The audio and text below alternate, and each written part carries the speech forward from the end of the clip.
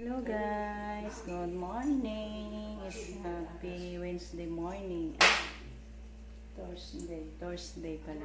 Thursday na ngayon guys. Ayan, pang tatlong araw na namin dito sa Cebu. Luto tayo ng lumpiang saging or turon. Nalot namin kagabi guys. Pag uwi namin sa aming paggala. Luto tayo. Tapos na ako nagsaing ng kanin. Maganda talaga yung rice cooker ni Tia. Yung sa atin katulad man lang nito.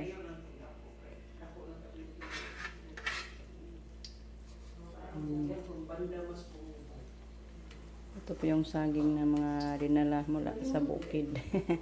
Mula tuburan. Ang dami kasing saging na dala ni Tia guys. Yung sa atin, 2 buwig. At saka yung pinsan ni Rico, sila Elsa. Ang dami din. Dito yung saging. Ang dami.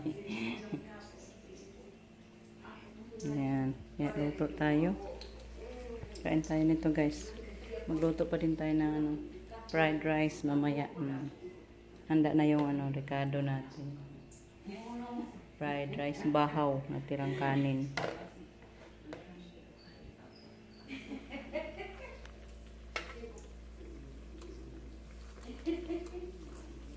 Brown pa brown na to guys.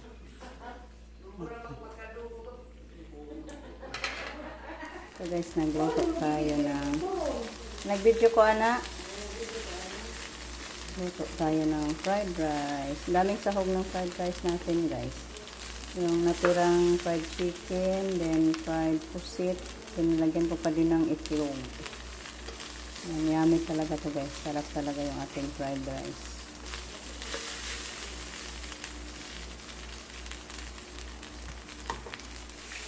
Si Daika siya nagluto ng fried chicken. Yan ng crispy fry. Then naglaoy din tayo guys. Luto tayo ng laoy. Yan, may isda na yan. Hi Day! Pagligo naman day ka Day. Manam day kagligo. Oh, yan. Talaga. Malonggay. May garden pala si Tia guys. Andyan sa likod. Hey Tia, morning. Ang ating turon. Yummy. Ang ating fried rice. Hindi pa kami natapos sa pagluto. Dami-dami pa kaming lutuin. Yung fried rice at saka lauoy.